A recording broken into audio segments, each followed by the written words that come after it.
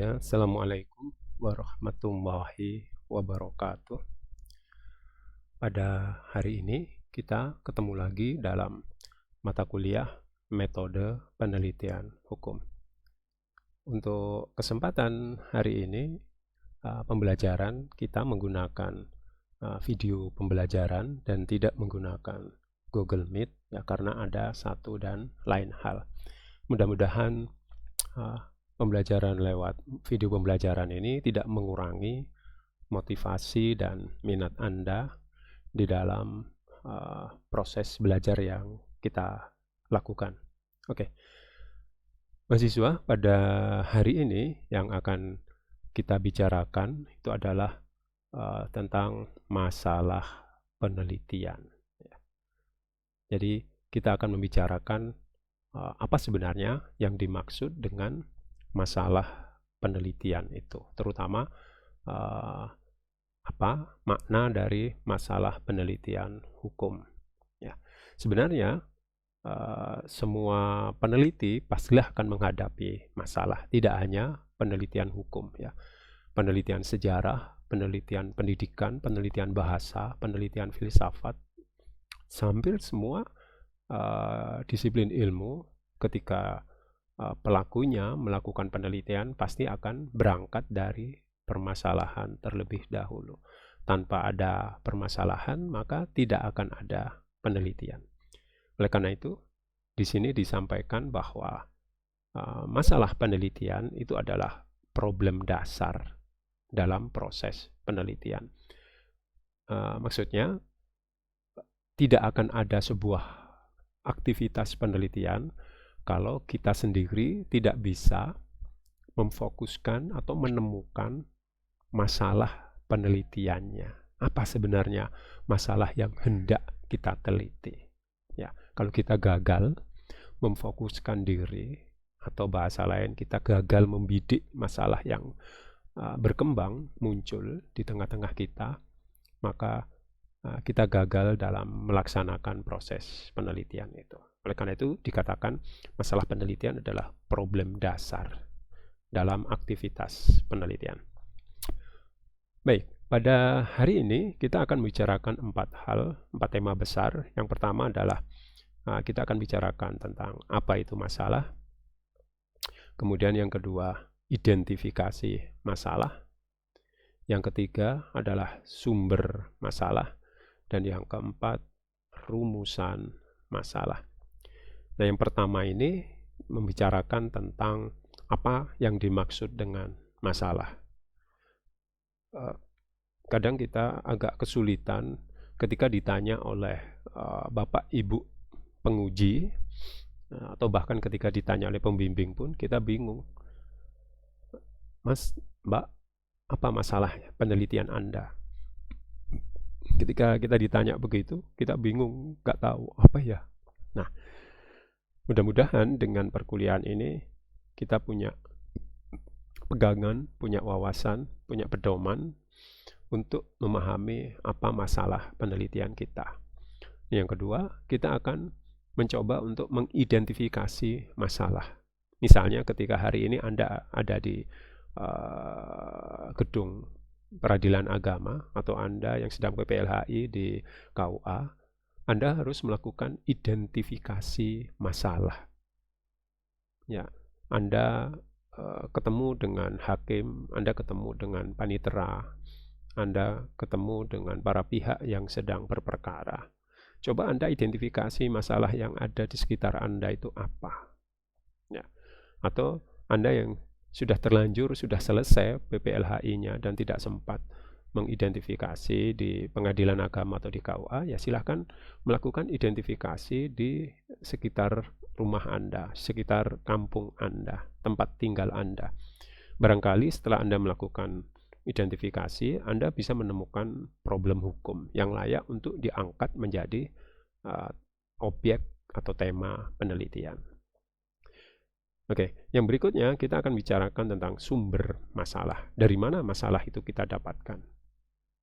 Ya, jadi nanti ada beberapa sumber yang bisa kita jadikan sebagai kita bisa memfokuskan diri pada satu masalah tertentu. Ya.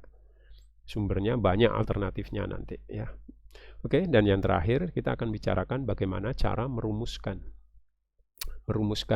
masalah yang sudah kita temukan di lapangan ya, dan kemudian kita susun dalam bentuk rangkaian kalimat dan kita tetapkan di dalam laporan penulisan penelitian skripsi kita. Oke, untuk tidak memperpanjang waktu, kita mulai saja pembahasan yang pertama, yakni apa itu masalah. Kalau kita membaca beragam literatur yang ada di dalam buku-buku metode penelitian, kita akan menemukan banyak susunan redaksi yang berbeda-beda. Akan tetapi, kalau kemudian kita tarik garis merah, maka kita akan menemukan ada benang merah. Itu maksud saya, ada benang merah yang bisa kita jadikan kita jadikan pegangan. Jadi ada titik temu ya. Ada titik temu atau kalimatun sawa dari sekian banyak definisi yang dikembangkan oleh para ahli tentang apa itu masalah. Bahkan membuat definisi saja menjadi masalah tersendiri ya. Inilah untuk membuktikan bahwa masalah itu penting ya. Oke. Saya mencoba mengumpulkan dari banyak sumber untuk membicarakan apa itu masalah. Nah, masalah penelitian itu adalah adanya jarak. Jadi ada jarak. Orang yang memiliki jarak berarti ada masalah. Suami istri yang ada jarak, ya, jarak komunikasi itu pasti ada masalah. Anda yang misalnya sedang ta'aruf hari ini, tapi ada jarak, itu pasti ada masalah. Wong yang tidak ada jarak aja juga ada masalah, apalagi yang berjarak, ya, LDRan misalnya. Nah, sesuatu yang ada jarak itu berarti ada masalah, apalagi ini adalah jarak antara sesuatu yang ideal, sesuatu yang diingin-inginkan, sesuatu yang dicita-citakan, sesuatu yang diharapkan dengan sesuatu yang terjadi. Jadi adanya jarak ya antara hal-hal yang ideal dengan yang terjadi. Ada jarak, jadi tidak ketemu. Ya, tidak ketemu.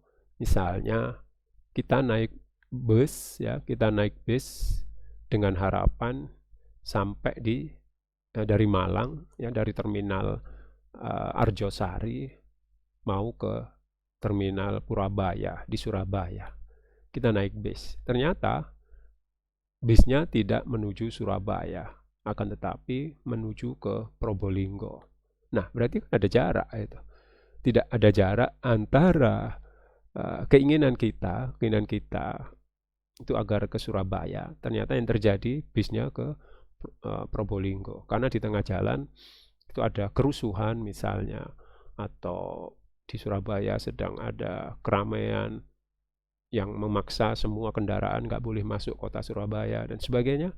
Nah, disitulah ada masalah, ada jarak antara sesuatu yang kita inginkan dengan yang terjadi. Atau dengan kata lain, masalah itu adalah berlainannya, berbedanya apa yang seharusnya ada dengan apa yang sedang terjadi.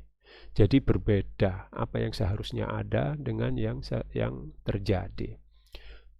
Misalnya Anda mengharapkan atau Anda menginginkan kuliah itu selesai 4 tahun dengan nilai A. Semua mata kuliah dapat nilai A dengan IPK 4 atau 3,5 misalnya ya. IPK Anda lulus dari Unisma 3,5. Itu cita-cita, itu keinginan Anda. Itu yang seharusnya Anda capai selama ini, yang itu yang dipesankan oleh orang tua Anda dan sebagainya. Akan tetapi yang terjadi itu tidak seperti itu. Hingga semester 7 ini Anda sudah menghitung IPK Anda itu baru 3, 3,1, 3,2, belum sampai 3,5. Nah, berarti ada masalah. Ada masalah dengan kuliah Anda. Kenapa tidak bisa mencapai 3,5? syarat menjadi dosen 3,5, syarat jadi hakim 3,5, syarat jadi petugas pencatat nikah misalnya 3,5. Ini hanya misalnya loh ya, tidak begitu sebenarnya. Nah, apa yang kita canangkan sejak semula, apa yang seharusnya terjadi, ternyata tidak seperti yang kita bayangkan, berarti itu ada jarak, berarti itu berbeda, berarti itu ada masalah. Atau dengan kata lain, masalah itu adalah ketimpangan antara kenyataan dan harapan. Jadi ketidaksesuaian, ya ketimpangan atau ya tidak sesuai saja ya, tidak sesuai antara harapan dengan kenyataan.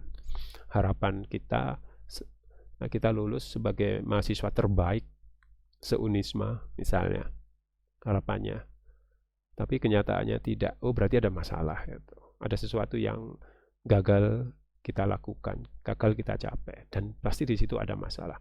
Atau bahkan kita adalah mahasiswa dengan IPK paling bawah misalnya. Loh, kok bisa begitu? Padahal saya sudah bekerja, saya sudah belajar dengan sangat tekun. Oh, mungkin dosennya dendam dengan saya misalnya. Akhirnya Anda mencari penyelesaian ya yang di luar yang tidak logis dan sebagainya, menyalahkan sana, menyalahkan sini dan sebagainya. Tapi itu masalah yang kita pahami, di situ ada masalah. Sesuatu yang kita harapkan tidak sesuai dengan kenyataan. Berarti ada jarak antara harapan dengan kenyataan. Jika antara harapan dengan kenyataan itu bersatu, maka tidak ada masalah. Ya, itu gambaran tentang apa itu masalah. Nah, masalah itu bisa juga sebuah pertanyaan. Jadi masalah itu biasanya divisualkan dalam bentuk pertanyaan mengenai keterkaitan antara dua variabel atau lebih yang penemuan jawabannya dilakukan dengan bukti-bukti empirik. Misalnya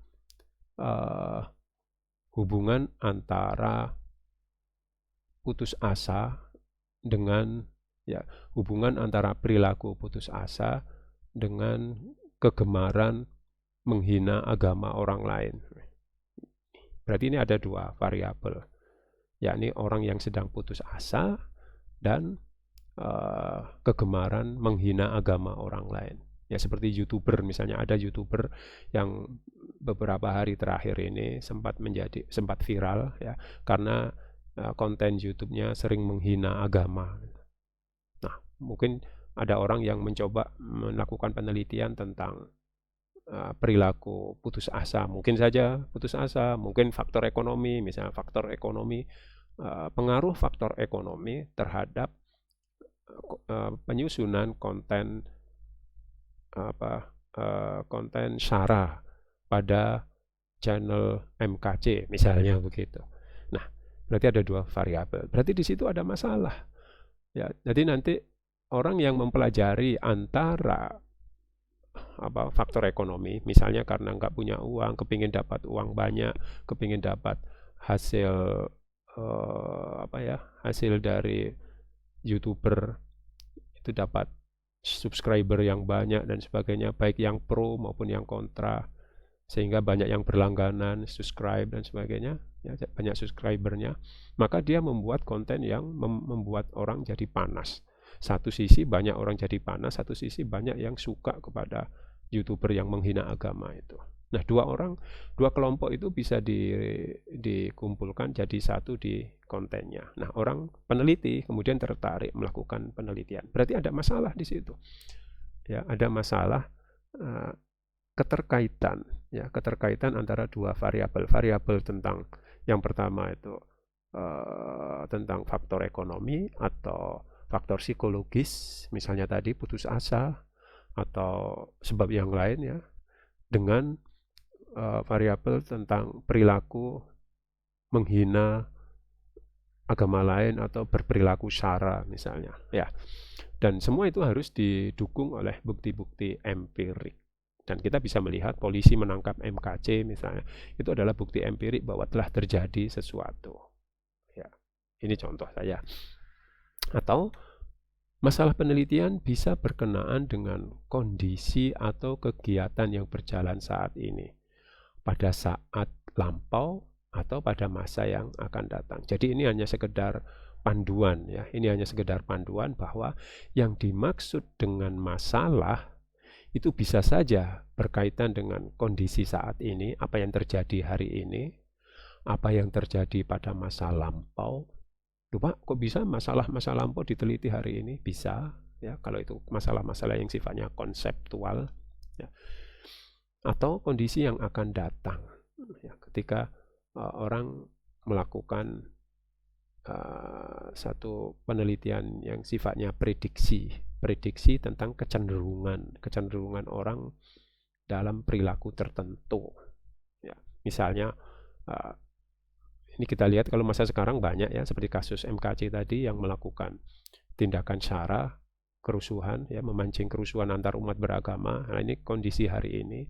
Kalau masalah pada masa lampau, misalnya pemikiran tokoh Imam Syafi'i, Imam Hanafi, Imam Ghazali, pemikiran para tokoh pada masa lampau, atau pemikiran tokoh-tokoh modernis seperti Yusuf Qaradawi, kemudian Ahmad Naim, pemikiran Muhammad Syahrur, Nasr Hamid Abu Zaid dan sebagainya.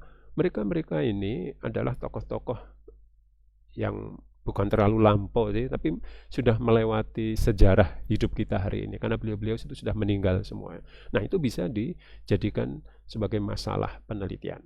Bukan orangnya yang kita teliti, tapi pemikiran-pemikiran yang ditinggalkannya, percikan pemikiran yang ditinggalkan oleh beliau itu bisa menjadi sebuah masalah penelitian. Dan kadang masalah itu kadang berupa situasi kondisi yang akan datang. Kok bisa Pak kondisi masa datang jadi masalah? Bisa. Ketika data-data hari ini ya, gejala-gejala hari ini, simptom pada hari ini sedang menuju pada satu perilaku tertentu yang bisa diperkirakan akan menjadi booming, akan menjadi tradisi pada masa ke depan. Misalnya bahwa pada masa ke depan tenaga fisik manusia semakin dikurangi perannya. Jadi tenaga kasar manusia yang berbasis pada penggunaan otot tenaga ya, itu akan dikurangi dengan tenaga berupa kecanggihan atau kecerdasan nalar manusia, atau ada istilah artificial intellectual, AI. AI itu artificial intellectual, jadi kecerdasan buatan, kecerdasan hasil rekayasa teknologi. Manusia nanti yang cerdas cukup beberapa saja. Nah, selebihnya kecerdasan itu diserahkan pada misalnya pada robot. Ya. Nanti muncul pada masa yang ke depan, ini hasil perkiraan ya, pada masa ke depan semua bidang kerja, semua lapangan kerja itu akan digerakkan oleh sistem robotik, melayani tamu, melayani orang yang mau makan, kemudian mengemas barang, menghasilkan barang, menciptakan produk, semua hasil rekayasa akal pikiran ini, AI ya, artificial intellectual. Jadi besok semuanya dikerjakan ini, menyembelih binatang bukan oleh tangan manusia, cukup pakai teknologi misalnya. Jadi bismillahnya cukup yang menekan tombol. Jadi yang menekan tombol sembelih itu orangnya aja, bismillahirrahmanirrahim, tombol ditekan, maka sekian ratus ekor sapi misalnya bisa disembelih hanya dalam waktu yang sangat singkat ya. Dan hampir ya, kalau saya melihat video-video di YouTube itu, semua bidang kerja itu sekarang mulai tergeser oleh robot ya. Misalnya kalau mau bikin roti itu tidak perlu tangan, misalnya tidak perlu tangan untuk membuat adonan, semuanya sudah dikerjakan oleh robot sampai dikemas. Jadi mulai mengaduk bahan sampai kemasan, sampai jadi sebuah kemasan hingga bisa dijual, itu semua menggunakan robot. Sehingga investor atau orang yang punya uang untuk berinvestasi di dalam industri makanan, industri apapun pada masa depan itu bisa menghemat biaya pegawai. Hanya orang pintar, ya hanya orang-orang pintar yang jumlahnya tidak banyak saja yang akan digaji. Sementara tenaga serabutan itu sudah mulai tersisih. Nah, bagaimana pada masa depan kondisi tenaga kerja yang berlimpah ruah itu? Nah, itu bisa diprediksi dan itu menjadi masalah pada masa depan. Ini contoh bahwa masalah itu bisa kita prediksi di masa depan. Dan ini masih mengidentifikasi apa itu masalah. Masalah itu dapat diartikan sebagai setiap situasi yang di dalamnya terdapat ketidaksesuaian, ketimpangan, tadi sudah ketidakseimbangan, ketimpangan ini ya, ketimpangan atau ketidaksesuaian antara hal-hal yang sifatnya aktual yang terjadi ya, dengan antara hal yang sifatnya aktual dan ideal yang diharapkan, atau antara apa yang ada dengan apa yang seharusnya. Ya, ini bentar kok sulit ini. Oke. Antara yang aktual yang terjadi dengan yang ideal. Nah, ini kok nggak bisa untuk Jadi masalah itu sekali lagi kesimpulannya itu adalah satu situasi yang di dalamnya terdapat ketidaksesuaian, ya, ketidaksamaan atau ketimpangan antara hal-hal yang sifatnya aktual yang ada dengan yang ideal, ya, yang aktual dengan yang ideal, atau apa yang diharapkan dengan apa yang ada, apa yang seharusnya what is dan yang seharusnya ada should be, ya, atau yang antara das sollen, das sein, ya. Nah, itulah masalah. Jadi kalau antara yang diharapkan dengan kenyataan itu ketemu, ya, ketemu di satu tempat, maka tidak ada masalah di situ. Ya. Misalnya kita menginginkan calon pendamping hidup kita itu tingginya misalnya 160, dan ketika kita menikah kita ukur tingginya betul-betul 160, nggak ada masalah, berarti itu sesuai dengan kriteria. Ya. Nanti lupa masa hidup tidak ada masalah? Ada, nanti Anda akan punya masalah ketika kriteria yang lain Anda munculkan. Misalnya kriteria pasangan kita itu adalah orang yang sabar, sabarnya maksimal, nggak boleh mengeluh, nggak boleh protes dan sebagainya. Itu konsep sabar di dalam pikiran kita. Tapi ternyata pasangan kita itu dikit-dikit mengeluh, dikit-dikit protes dan sebagainya. Nah, disitulah muncul jarak antara harapan kondisi ideal dengan kenyataan bahwa pasangan kita ternyata tidak sesabar yang kita bayangkan. Oke, ya. Jadi itulah gambaran tentang masalah. Jadi masalah itu ada jarak. Nah, ini jaraknya. Di sini harapan, ya, harapannya berjalan ke sini, kenyataannya berjalan ke sana. Kan gak ketemu. Ya. Jadi kita mengharapkan sesuatu itu ke arah sini, tapi fakta di lapangan kenyataannya ke sini. Berarti ini ada jarak di sini, ada penghalang, ada ketidakseimbangan, ada ketidaksesuaian, ada kesenjangan. Ya, ada kesenjangan. Ini kesenjangan namanya. Tapi kalau faktanya ke sini, misalnya faktanya ke sini, nah ini berarti sama, selaras. Ya. Berarti tidak ada kesenjangan kalau fakta ke sini, tapi ternyata fakta di lapangan ke sini. Ini fakta dan ini harapan. Kita mengharapkan begini, mengharapkan begitu, faktanya ke sana. Nah, berarti disinilah masalah. Dan masalah inilah yang akan kita bidik. Ya, masalah ini akan kita bidik sebagai masalah penelitian kita. Oke. Nah, di dalam kehidupan sehari-hari, ya, di dalam kehidupan sehari-hari, orang pasti menghadapi masalah. Banyak masalah yang ada di sekitar kita. baik dalam bidang ekonomi, bidang hukum, sosial, kesehatan, semua ada masalah di sekitar kita. Kita bangsa Indonesia dalam 2 tahun terakhir bermasalah dengan persoalan kesehatan. Ya, jadi kita mengharapkan hidup selalu sehat, hidup jauh dari penyakit. Akan tetapi belakangan hari ini pandemi virus datang di Indonesia sehingga merusak segala hal, mengganggu kenyamanan kehidupan kita. Ya, berarti itu ada masalah. Dan masalah yang kita hadapi itu ternyata cara kita menyelesaikannya itu bermacam-macam. Banyak cara yang kita lakukan. Ada yang mengikuti cara-cara tradisional. Ya, cara-cara tradisional. Jadi ya mengikuti apa yang dilakukan oleh nenek moyang kita, oleh bapak kita, ibu kita, kakek kita. Cara menyelesaikan masalah ya dengan cara itu. Tapi tidak menggunakan pendekatan keilmuan.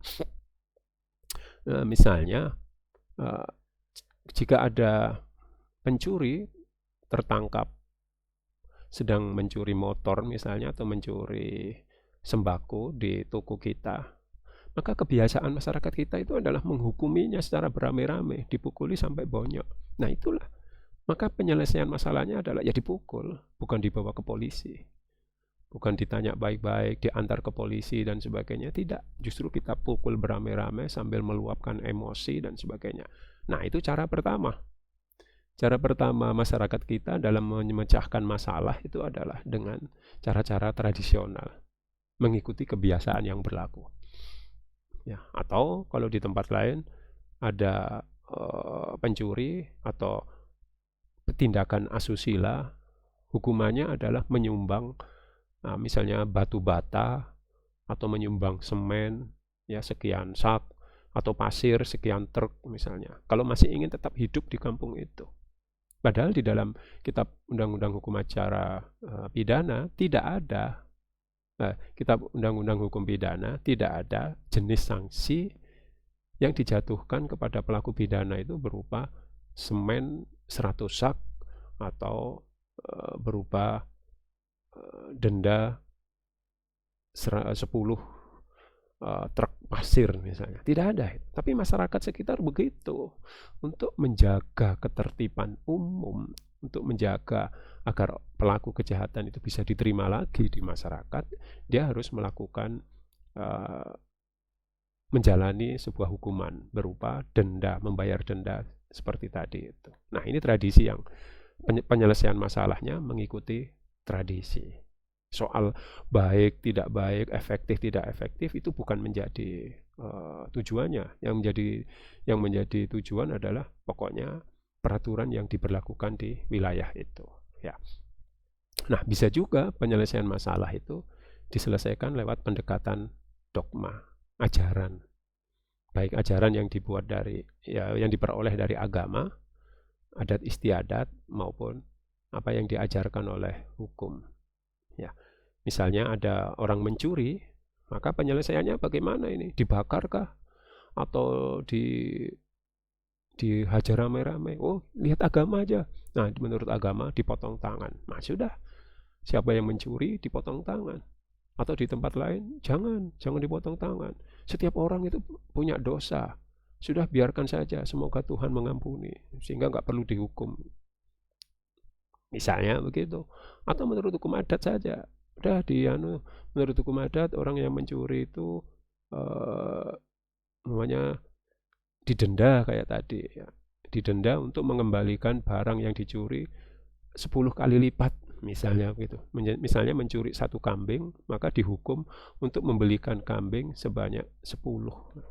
Yang 1 dikembalikan, yang 10 yang 9 itu diberikan ke tokoh adat untuk dimakan rame-rame. Misalnya seperti itu. Ya. Jadi penyelesaian masalah itu ada yang lewat tradisi kebiasaan sehari-hari, ada yang mengikuti dogma, ajaran agama. Ya, kalau ada orang mencuri, ada orang berbuat maksiat, ada orang bergunjing dan sebagainya, penyelesaiannya adalah ada yang menurut agama diselesaikan, ada yang menurut adat, ada yang menurut hukum. Ada juga penyelesaian masalah itu pakai intuisi. Ya, intuisi ini semacam hati nurani, ya, mencari mencari wangsit intuitif, jadi hati nurani saja. Orang ini jahat, tapi di balik kejahatannya dia masih memiliki kebaikan. Ya sudahlah, maafkan saja. Mungkin dia sedang khilaf. Misalnya ada seorang yang sebenarnya baik, ya orangnya baik, tapi suka judi, suka menjadi bandar togel dan sebagainya. Masyarakat mendiamkan saja. Sebenarnya dia bermasalah. Secara hukum, orang jualan togel menjadi bandar togel itu secara hukum bermasalah, dan bagi masyarakat sekitarnya dia tidak disukai karena mengganggu produktivitas atau mengganggu stabilitas ekonomi warga kampung. Karena masyarakat lebih suka judi daripada bekerja di tempat-tempat yang seharusnya bisa menghasilkan uang. Tapi dengan judi uangnya malah habis. Para istri banyak yang protes. Tetapi orangnya baik.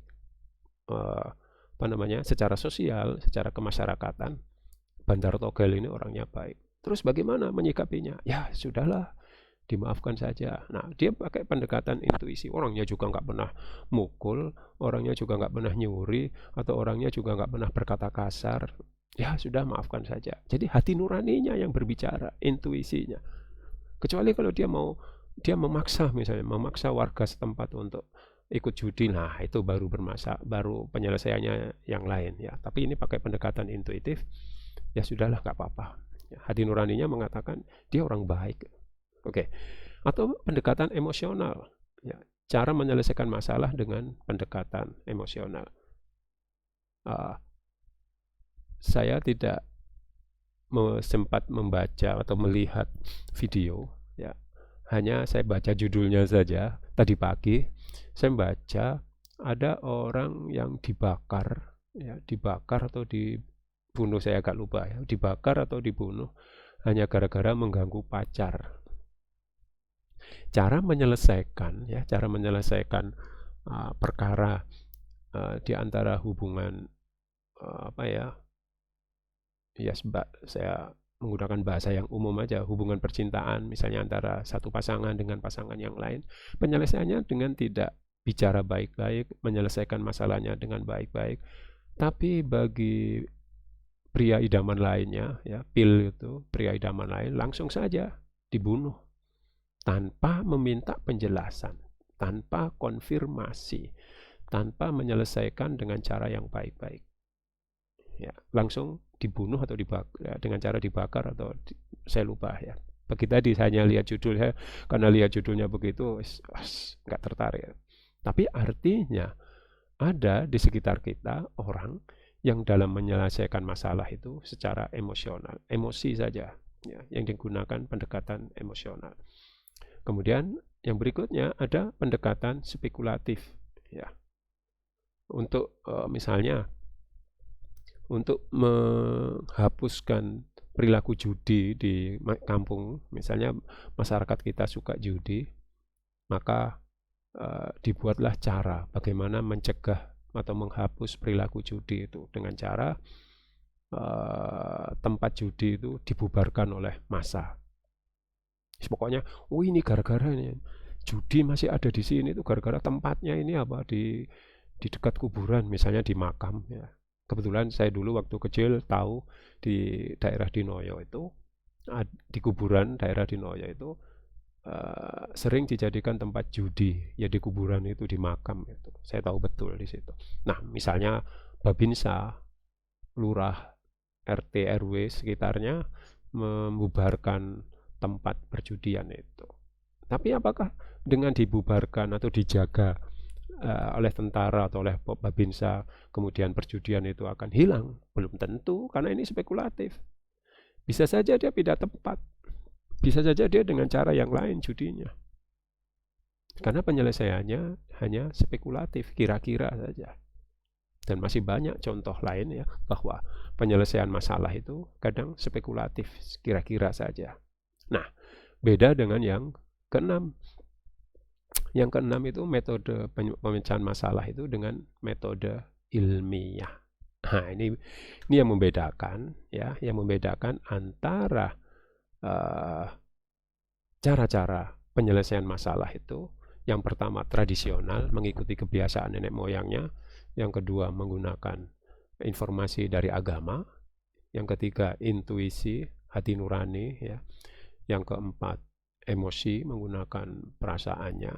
Yang kelima spekulasi ya, kira-kira kalau gagal ya coba lagi, ganti lagi caranya terus gitu. Nah yang keenam itu pakai metode ilmiah. Nah bagaimana metode ilmiah? Nah kemarin sudah kita bahas di pertemuan sebelumnya apa yang dimaksud cara-cara ilmiah itu. Ya silakan Anda pelajari lagi tema minggu yang lalu ya tentang dua prinsip, dua aspek dari metode ilmiah itu. Nah berikutnya bentar. Nah berikutnya kita masuk di indikator masalah penelitian. Maksudnya kapan sebuah penelitian ya, kapan sebuah fenomena, sebuah fakta itu dapat bernilai sebagai sebuah masalah, ya, masalah penelitian. Ada 4 hal, ya 4 kondisi, satu fenomena, satu kejadian itu bernilai sebagai masalah. Yang pertama memenuhi prinsip isu. Dia menjadi isu atau menjadi topik pembicaraan, menjadi viral, ya. Menjadi viral di media massa, menjadi viral di internet, di YouTube, di Instagram, di TikTok, atau di tempat manapun media sosial yang sering Anda ikuti. Ya. Ketika satu topik itu dibahas secara beramai-ramai oleh masyarakat, baik masyarakat yang ada di masyarakat masyarakat yang bukan online itu apa namanya, masyarakat offline. Jadi masyarakat yang ada di sekitar kita ya maupun masyarakat yang ada di dunia maya, di dunia nyata dan di dunia maya. Ya. Berarti itu ada masalah. Misalnya kemarin kalau Anda penggemar siapa salah satu tokoh hiburan kita, aduh kok lupa namanya ya. Saya jarang ikuti masalahnya, cuma saya tahu ya. Aduh, saya nggak ingat nama orangnya. Tapi ingat anaknya namanya Keanu itu. Baim Wong, ingat saya. Ada seorang pesohor kita namanya Baim Wong itu kemarin menjadi viral, menjadi rame karena memarahi atau berlaku tidak menyenangkan kepada seorang kakek-kakek yang mengikutinya dari perjalanan yang dilalui oleh Baim Wong ya. Kemudian orang itu ternyata kakek itu meminta uang misalnya, meminta uang kepada Baim Wong karena Baim Wong terkenal sebagai YouTuber yang suka bagi-bagi uang. Akan tetapi justru kakek itu nggak dikasih uang, justru Baim Wong memamerkan kepada kakek-kakek itu dia sedang bagi-bagi uang kepada ojek ya, yang ada di depan rumahnya dengan cara-cara yang sangat atraktif yang membuat panas mungkin. Sehingga kemudian ini menjadi masalah, ya, menjadi isu. Nah sebenarnya di sini juga ada masalah, yakni masalah etika, masalah banyak hal ya, banyak etika seorang anak muda kepada orang tua, masalah perilaku, membanding-bandingkan antara satu orang dengan orang yang lain, satu profesi dengan profesi yang lain dan sebagainya. Bisa kita tarik banyak hal dari situ. Jadi sesuatu yang sedang trending ya, sesuatu yang sedang trending, isu yang berupa isu atau sebuah topik tertentu, maka disitulah biasanya mengandung sebuah masalah ya. Atau yang kedua ya, selain sesuatu yang mengandung isu, memang sesuatu itu membutuhkan need ya, membutuhkan penjelasan. Jadi ada sebuah penjelasan tentang sesuatu yang mau kita teliti itu. Misalnya Anda mau meneliti tentang poligami. Nah, poligami ini memang mengandung kebutuhan untuk dijelaskan atau tidak? Perlu apa tidak poligami itu diteliti? Dijelaskan lagi. Kan poligami sudah jelas. Poligami itu perilaku di mana seorang suami menikah lebih dari satu. Terus apanya yang mau dijelaskan? Apakah masih layak diteliti? Kan ada masalah, Pak. Masalahnya apa? Kenapa yang melakukan poligami kok para kiai, Pak, yang paling banyak? Sedangkan orang awam biasa meskipun kaya, pengusaha kaya, dia tidak poligami, Pak. Kenapa poligami itu selalu dilakukan oleh para kiai, Pak? Misalnya Anda berdalih seperti itu. Oh, oke, silahkan. Silahkan Anda melakukan penelitian tentang itu. Kalau memang ada isu, ya, ada topik yang menguat di kalangan kita bahwa poligami itu ternyata sering dilakukan oleh para kiai dan tidak atau jarang dilakukan oleh para guru, jarang dilakukan oleh profesi yang lainnya misalnya. Kenapa profesi kiai pondok pesantren banyak melakukan poligami? Oh ya, berarti ini needs, membutuhkan. Need itu berarti membutuhkan untuk menjelaskan sesuatu. Ya, kayaknya fenomena itu perlu dijelaskan ya. Kenapa kok para kiai? Kiai A, Kiai B itu akhirnya hancur reputasinya. Misal Anda menyebut A Kim, gara-gara poligami maka hancur. Si A, si B, si C, Anda sebut nama-nama tokoh-tokoh itu hancur gara-gara poligami, ya, dan sebagainya. Loh itu loh Pak, berarti perilaku poligami itu masih layak untuk diteliti. Oke. Berarti jika sesuatu itu memang layak, membutuhkan untuk dijelaskan, berarti di situ mengandung masalah. Kalau tidak perlu dijelaskan lagi, sudah jelas, maka itu bukan masalah. Ya, seringkali justru kita yang bermasalah. Sesuatu itu sudah jelas, tapi menurut kita harus dijelaskan. Oh, berarti kita yang bermasalah, bukan objek penelitiannya yang bermasalah, kitanya yang bermasalah. Saya ingin tahu Pak tentang, kalau saya ingin tahu itu berarti kita yang bermasalah, bukan objek penelitian yang sedang kita teliti. Misalnya begini, dari 100 ojek misalnya gitu ya, dari 100 ojek yang ada di Kota Malang, 100 orang ya, dari 100 orang ojek yang beroperasi di Kota Malang, ternyata 70%-nya suka melanggar aturan lalu lintas. Ini perlu dijelaskan apa enggak? Oh perlu. Kenapa ojek di Kota Malang sering berperilaku tidak tertib aturan lalu lintas? Nah itu perlu, berarti need, ya, membutuhkan untuk menjelaskan. Berarti ada masalah. Kan nggak mungkin 70% biasa Pak, 70% apa namanya, ojek itu melanggar aturan itu sudah biasa. Oh ya enggak, bukan biasa, itu aneh. Kan ojek itu hanya profesi.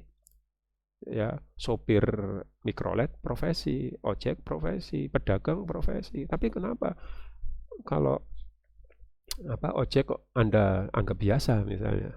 Ya, tentu tidak biasa ini. Pasti ada hal yang aneh. Nah, oleh karena itu perlu dijelaskan. Nah, sesuatu yang perlu dijelaskan ya mengandung prinsip masalah. Disitulah ada masalah. Yang berikutnya, existing information, bahwa di dalam penelitian itu seringkali ada tujuan untuk menjelaskan fakta, ya, atau untuk menguatkan isu. Jadi Anda ketika melihat sebuah fenomena dan fenomena itu masih ditutupi selaput atau ditutupi kabut yang tidak jelas, ini apa sih ya? Yang terjadi apa? Ya. Dan Anda kemudian tertarik untuk secara lebih dalam memahami peristiwa yang terjadi, dan kemudian Anda bisa menemukan eksistensi fakta yang ada di situ, informasinya, maka berarti memang di situ ada masalah. Misalnya kasus apa namanya, bukan menikah, yang kemarin ada disertasi dari dosen di Solo, di IAIN Solo, tentang milkul yamin misalnya. Nah, milkul yamin itu menjadi satu yang rame, ya, menjadi satu perdebatan yang rame karena ada fakta di dalam teks kita, ya, di dalam teks-teks ajaran kita ada satu fakta bahwa orang boleh berhubungan dengan budak yang kita miliki. Nah, masyarakat kita hari ini mendefinisikan budak itu adalah asisten rumah tangga, maka orang beranggapan Islam ini bagaimana kok membolehkan laki-laki muslim melakukan hubungan dengan asisten rumah tangga. Padahal definisi milkul yamin bukan asisten rumah tangga. Ya.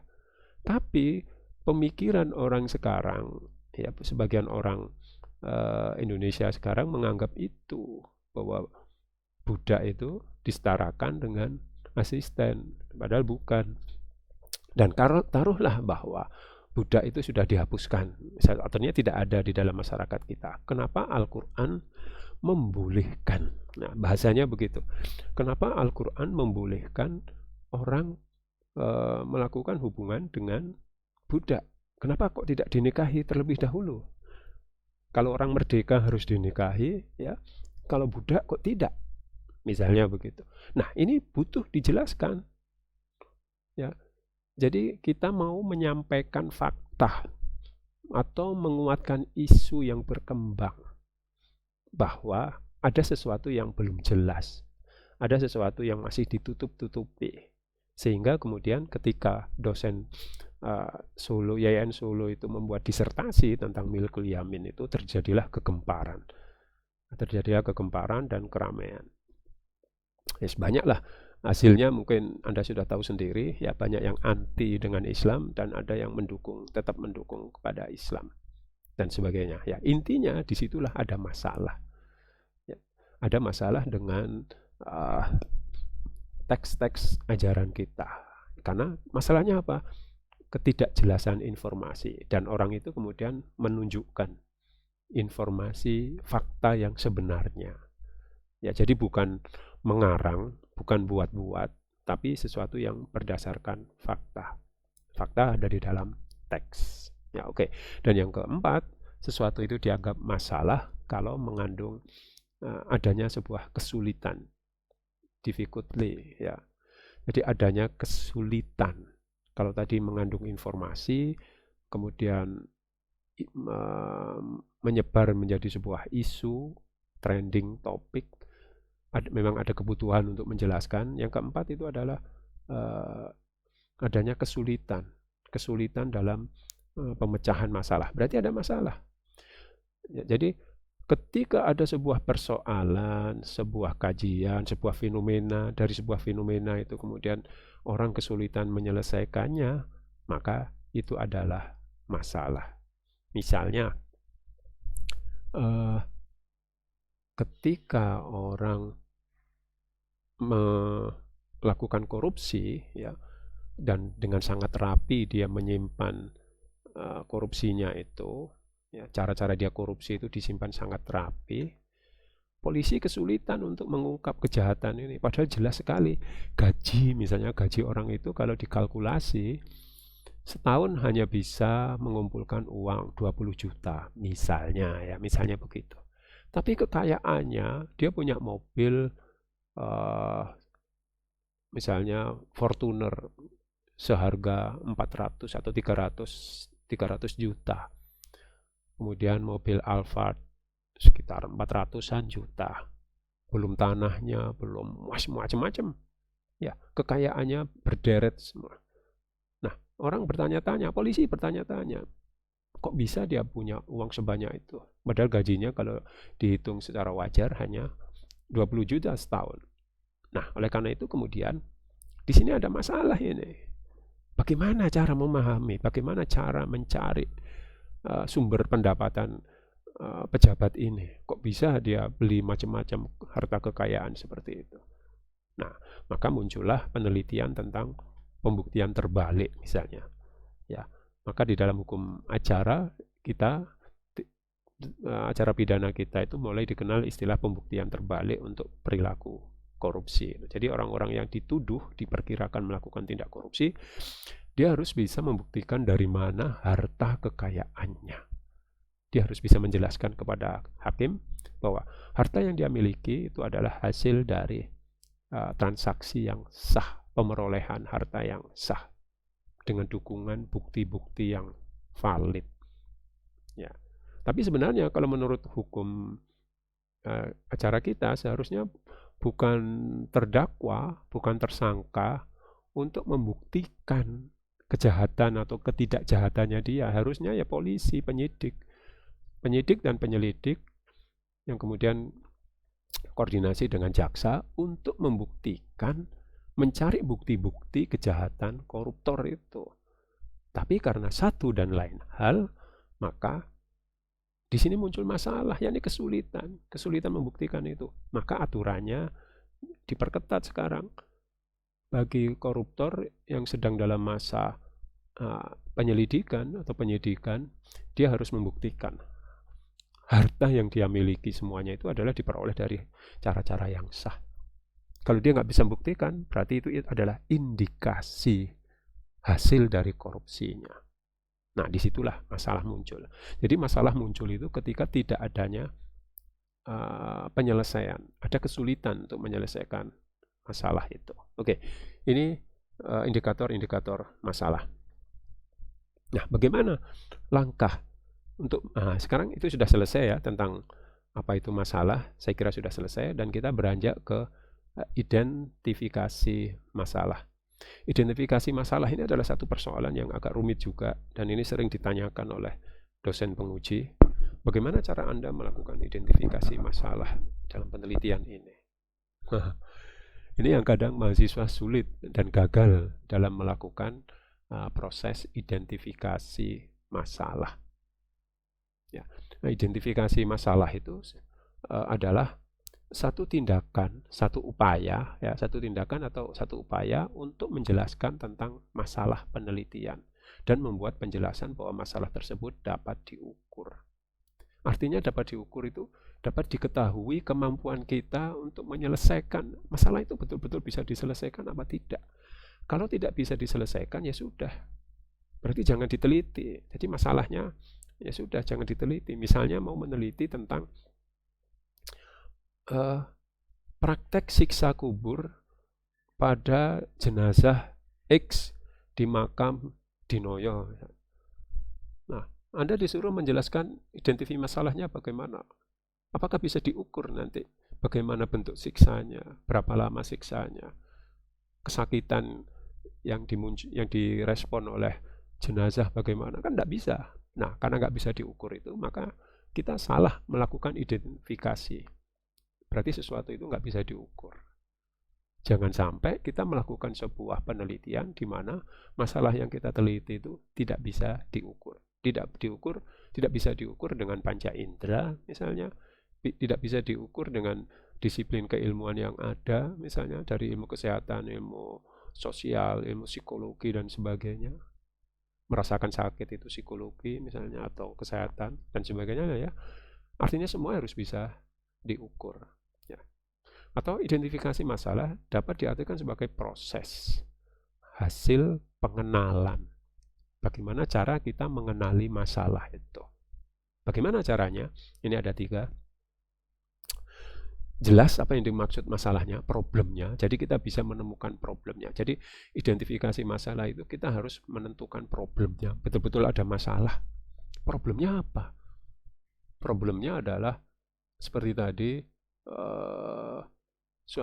misalnya suami-suami suka melakukan KDRT.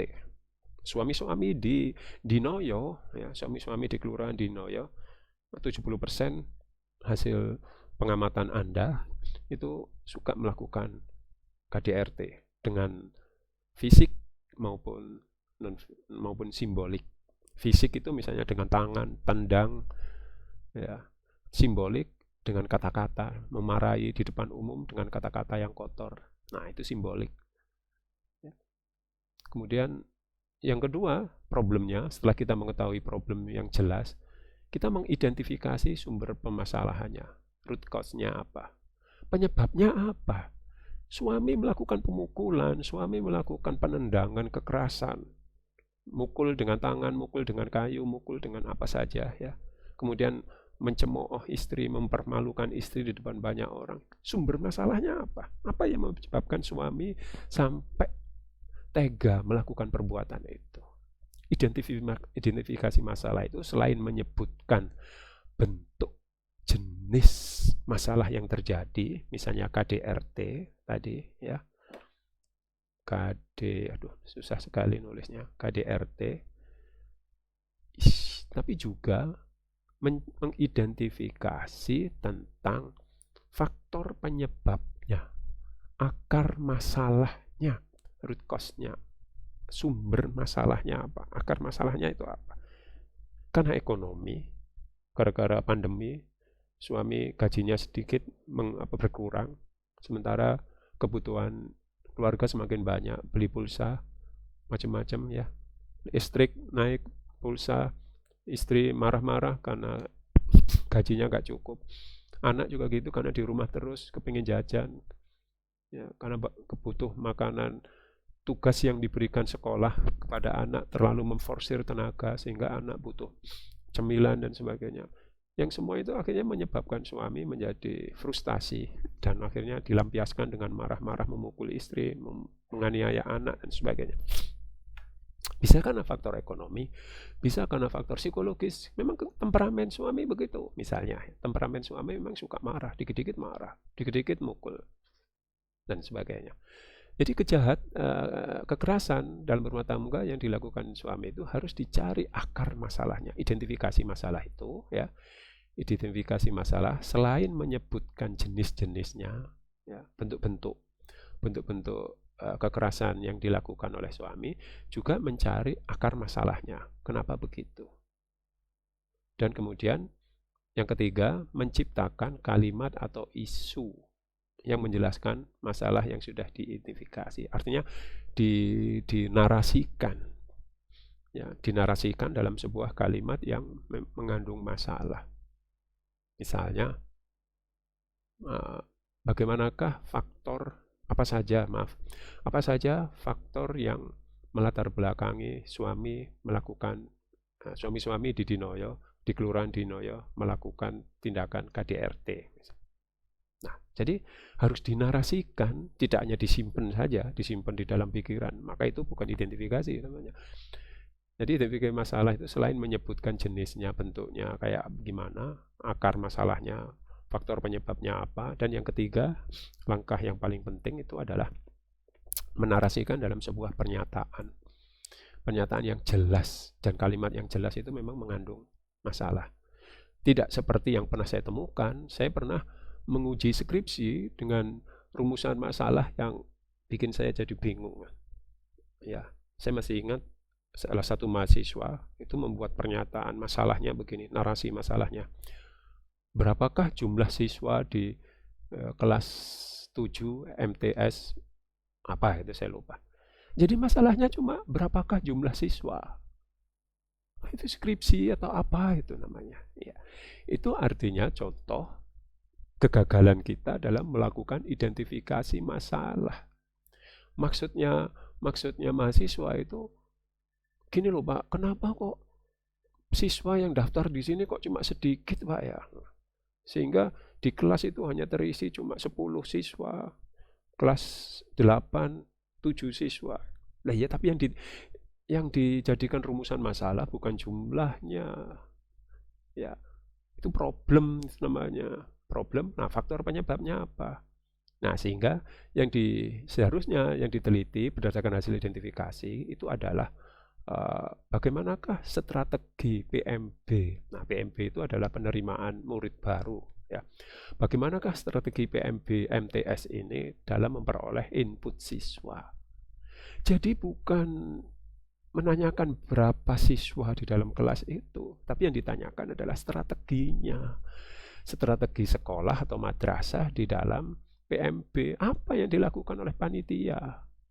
Kalau panitianya hanya duduk-duduk manis di kantor sambil menunggu siswa daftar, ya nggak bakalan banyak jumlah siswanya. Jadi yang jadi masalah itu adalah strategi kebijakan sekolah di dalam PMB, di dalam penerimaan murid baru. Atau jangan-jangan sudah banyak sudah banyak animo masyarakat untuk mendaftar itu sudah banyak. Akan tetapi karena pelayanannya yang tidak profesional menyebabkan mereka kemudian nggak jadi daftar di situ. Nah, berarti kita bicara tentang strategi lagi-lagi. Nah, kegagalan kita membuat identifikasi masalah menyebabkan kita juga gagal mendapatkan masalah itu. Oke ya, oleh karena itu identifikasi itu nanti Anda harus tahu problem yang Anda hadapi itu apa di lapangan. Di PA, Anda melihat problemnya apa, masalahnya apa. Kemudian akar penyebabnya kok bisa begitu, bagaimana. Dan yang paling penting, bagaimana cara Anda menarasikannya, ya, menarasikan problem itu. Oke.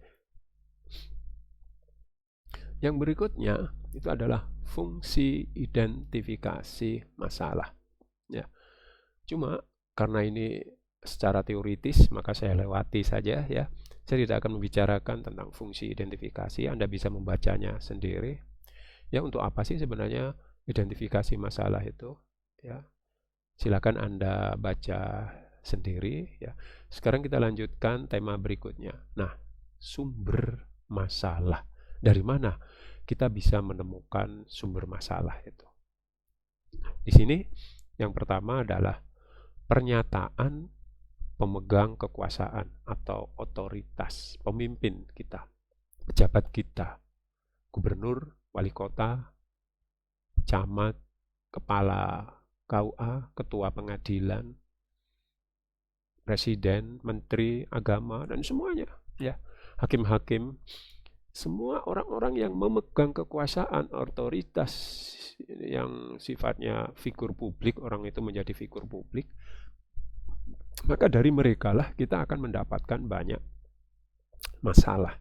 Makanya kemarin saya menganjurkan kepada mahasiswa untuk bertanya ke ketua pengadilan atau kepala KUA atau bertanya ke hakim, dosen pembimbing yang dari hakim, unsur hakim, ya, atau dari panitera. Coba Anda tanya ke panitera, atau kalau Anda kenal dengan pengacara syariah yang berpraktek di pengadilan agama, Anda coba tanya-tanya isu-isu yang paling menarik yang selama ini isu-isu itu sering terjadi dan menimbulkan masalah yang tidak cepat selesai atau penyelesaian pengadilan agama itu jadi lama. Itu kira-kira apa? Coba Anda tanya ke pengacara syariah, Pak, selama ini kasus yang lama tidak bisa segera tuntas vonisnya atau putusan dari PA keluar itu, diminutasi itu, kira-kira kasus apa, Pak? Nah, itu artinya kita bertanya atau kita mencari informasi dari orang yang memegang kekuasaan. Atau kalau kita melihat keputusan Menteri Agama, misalnya Menteri Agama membuat keputusan dalam bidang ini, dalam bidang itu, atau Presiden membuat kerjasama dengan legislatif membuat undang-undang tentang misalnya pajak waris, misalnya siapa yang dapat warisan maka dia akan dikenai pajak, misalnya ya. Ada nggak aturan ini? Ya, coba Anda lacak. Saya dulu waktu masih kuliah S1 itu sudah membayangkan itu, bahwa satu saat negara itu akan mengejar pajak itu dari setiap harta yang diperoleh oleh warga negara Indonesia. Salah satu pemerolehan harta itu dengan harta warisan. Nah, harta warisan itu bisa saja dikenai pajak. Ya, misalnya dapat warisan 1 triliun, nah, negara berhak mendapatkan pajak, misalnya berapa persen, tak tahu saya, taruhlah 2%, misalnya, kan lumayan negara, entah dapat berapa itu. Intinya kebijakan yang dibuat oleh pemegang kekuasaan atau figur publik di Indonesia itu bisa dijadikan sebagai sumber masalah penelitian kita. Ya. Oke, yang berikutnya hasil observasi. Nah, Anda yang sedang PPLHI di pengadilan atau di KUA, Anda bisa melihat hasil pengamatan Anda tentang perilaku hakim, tentang tata cara pengacara syariah beracara di situ. Etikanya sudah digunakan apa belum? Aturan perundang-undangan, hukum acaranya digunakan secara ketat ataukah transaksional misalnya. Ya, terserah. Anda bisa melihat sendiri bagaimana praktek hukum acara di PA. Ya, misalnya antara PA Kota Malang dengan PA Kabupaten Malang. Nah, bagaimana cara mengangkat sumpah, sama apa enggak? Ya, misalnya gitu. Keduanya di dalam mengangkat sumpah seorang saksi itu sama apa tidak? Kalau sama ya tidak masalah berarti. Ini kita cari yang tidak sama. Atau tentang bagaimana cara hakim mengabulkan dispensasi nikah anak usia 16 tahun menikah. Nah, hakim mengabulkan permohonan itu atau menolak alasannya apa? Ya, Anda melihat observasi di lapangan, di ruang sidang. Oh, begini tuh cara hakim memeriksa itu. Nah, itu ada masalah. Kalau ternyata hakimnya hanya membaca tulisan, tapi tidak pernah bertanya, tidak pernah menanyakan para saksi misalnya. Saksi-saksi tidak ditanya, para pihak yang mengajukan permohonan tidak ditanya. Pokoknya baca berkas langsung diputuskanlah, muncullah sebuah putusan. Nah, oleh karena itu pengamatan itu penting untuk mendapatkan masalah tentang perilaku para pencari keadilan di PA Kabupaten Malang misalnya. Di PA Kabupaten Malang itu kan ramai sekali ya. Begitu Anda datang misalnya jam 7 atau jam 8, wah sampai sore itu ramai orang-orang di masjid, di musola, di tempat parkir, di ruang tunggu, ramai. Dari semua perilaku orang yang sedang menunggu panggilan dan sebagainya, apa yang Anda lihat? Masalah apa? Ya Anda observasi gitu. Ada yang mengeluh, ada yang protes, ada yang senang, ada yang apa saja ya. Oke. Nah, bisa juga didapatkan dari literatur. Ya, Anda membaca hadis, Anda membaca ayat, Anda membaca kitab karya ahli usul fiqh, misalnya Wahab Khalaf, Anda membaca buku-buku Wahab Khalaf dari teori-teori yang dibuat oleh Wahab Khalaf, Anda kemudian melakukan kritik terhadap pendapat itu. Atau ketika Anda membaca kitab tafsir Al-Jassos, kitab tafsir As-Sobuni, Al-Laisi, Anda melihat ada yang salah di situ misalnya. Atau Anda membaca di salah satu kitab tafsir itu bahwa tujuan poligami itu menurut para mufasir itu ada 4 misalnya. Di tasri'iyah misalnya, lil ijtimaiyah dan sebagainya, ada 4, tapi kok tidak ketemu ya, tidak ketemu di masyarakat kita sekarang. Nah, kemudian Anda melakukan kritik misalnya, kritik terhadap tujuan poligami menurut mufasir X itu. Nah, saya pernah mempelajari itu ya, ada salah satu mufasir, saya lupa, kalau enggak Alais As-Sobuni atau Ali As-Sayis ya, di antara 2 orang itu pernah membuat penjelasan tentang tujuan poligami. Ada 4 itu. Ya. Nah, Anda bisa membuat judul skripsi masalah dari situ, menemukan masalahnya. Apa masalah dengan poligami? Bisa dari segi tujuan, bisa dari dasar legalitas, bisa dari filosofinya misalnya. Filosofi ayat poligami itu apa? Apakah menambah jumlah istri, atau justru menyedikitkan jumlah istri? Ayat itu turun tujuannya untuk mempersedikit jumlah istri atau menambah jumlah istri. Dan bagaimana dengan perilaku manusia sekarang? Nah, ini bisa Anda baca dalam tafsir-tafsir dan pendapat qaul mujtahid ya. Anda bisa melihat itu, dan itu bisa ditemukan di literatur. Oke, pertemuan ilmiah. Kalau Anda ikut seminar, Anda ikut konferensi nasional atau internasional, diskusi, lokakarya, dan sebagainya, Anda biasanya ketemu dengan para pembicara-pembicara, narasumber-narasumber yang memberikan umpan, ya, menceritakan tentang masalah-masalah yang bersifat ilmiah akademis. Nah, disitulah Anda tahu, oh ya ada masalah ini ya. Hasil seminar, hasil simposium, hasil workshop dan sebagainya, Anda melihat kok iya ya, isu dari pemakalah dari Arab Saudi, dari Aljazair kok menarik sekali. Nah, FAI bentar lagi bulan November kalau nggak salah akan mengadakan seminar internasional hukum Islam. Ya, seminar nasional atau internasional ya, saya lupa. Saya kemarin cuma lihat sebentar aja. Kalau nggak internasional, nasional. Nah, Anda bisa melihat itu. Anda bisa mencari informasi tentang isu-isu update, isu-isu terbaru tentang hukum Islam dari seminar, workshop, simposium, dan sebagainya. Oke. Sumber masalah bisa didapatkan dari intuisi, penalaran Anda, ya, intuisi hati nurani, suara batin Anda yang paling dalam ketika melihat sesuatu. Ya, ketika Anda merasakan sesuatu, tiba-tiba sedang duduk, sedang lihat TV atau sedang browsing-browsing, Tiba-tiba kepikiran, Anda memikirkan tentang sesuatu atau melihat kejadian di lapangan, tiba-tiba Anda punya apa ya, kalau bahasa sekarang ilham, semacam ilham gitu. Wah, ini menarik untuk diteliti. Tapi bukan yang di depan Anda yang Anda teliti, tapi dipicu oleh apa yang di depan Anda, tapi bukan yang di depan Anda itu yang Anda teliti. Ya. Ya. Kalau Anda meneliti berdasarkan apa yang Anda lihat, berarti itu adalah observasi. Kalau intuisi tidak, intuisi itu hasil bisikan hati nurani. Ya, tentang nilai-nilai keadilan misalnya. Adil itu apa ya? Anda melihat seorang seorang ibu-ibu misalnya jualan di pinggir jalan, kemudian dibersihkan, diangkut dagangannya oleh Satpol PP. Nah, tiba-tiba Anda melihat sementara yang jualan orang-orang pakai mobil itu dibiarkan, ya. Orang-orang yang jualan di atas mobil itu entah makanan, pakaian dan sebagainya itu dibiarkan, tapi yang jualan pakai gelar pakai tikar atau pakai kain atau pakai plastik itu malah diangkut oleh Satpol PP. Kok ada perbedaan? Maka Anda bicara tentang keadilan. Anda ingin bicara teori keadilan dalam hukum Islam.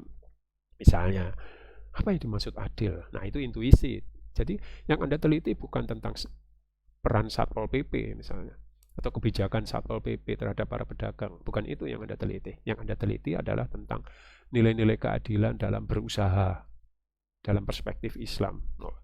Tapi inspirasinya dari peristiwa itu. Tapi bukan peristiwa itu yang Anda teliti. Nah, itu intuisi, itu hati nurani Anda.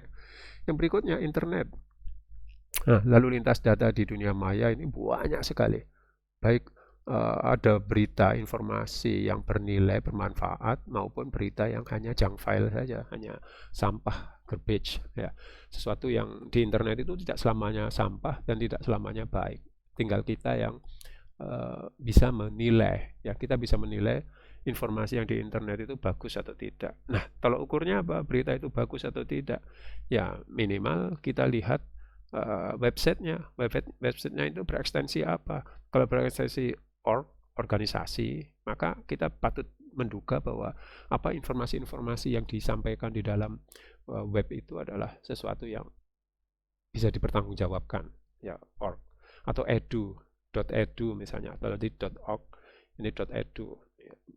Karena edu itu pendidikan, education, organisasi, ACID, akademik Indonesia, government, pemerintah, milik pemerintah dan sebagainya, itu menunjukkan bahwa link-link yang ada di internet kalau berekstensi seperti ini itu bisa kita duga ini adalah valid, ya. Tapi kalau pakai WordPress, Blogspot, Web ID dan sebagainya, maka dapat diduga itu adalah data-data yang tidak bisa kita pertanggungjawabkan mutunya dan kesahihannya, ya.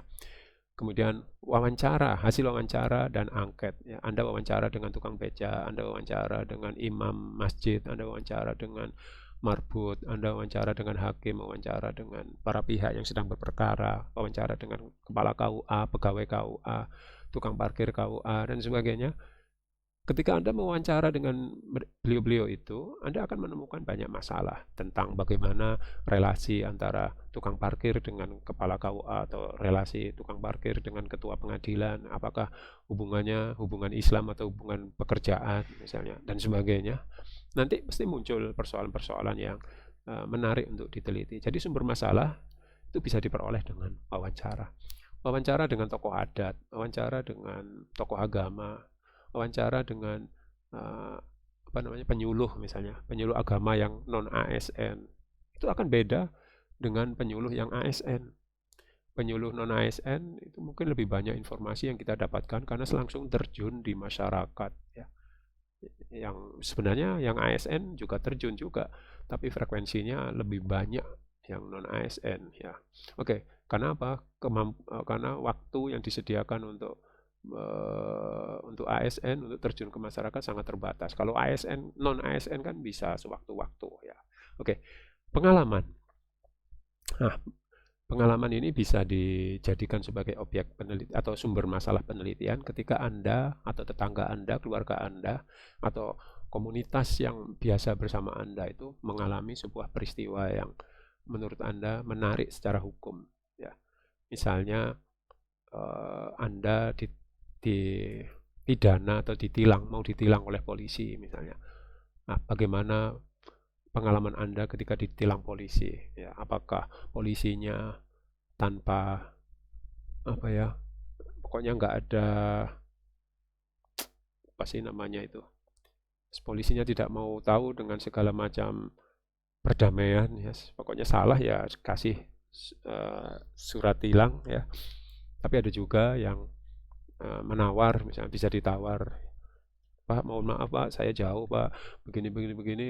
Nah, kemudian ya sudah, titipkan saya aja, selesai. Tapi Anda tidak dikasih kartu tilang misalnya, ya misalnya. Tapi ya kan beda-beda ya, setiap polisi ada yang jujur, tidak mau damai, tapi ada juga yang mungkin ingin membantu pengendara biar tidak sibuk, tidak repot untuk mengikuti persidangan, ya. Dan bermacam-macam lah, oknum itu bisa bermacam. Nah, itu pengalaman Anda dengan oknum, pengalaman Anda dengan pejabat pemerintah itu bisa dijadikan sebagai sumber masalah Anda. Pengalaman Anda ketika mau nikah, ketika sudah nikah, ya, pengalaman Anda ketika mengurus pernikahan tetangga, mengurus pernikahan teman, saudara, itu bisa dijadikan penelitian.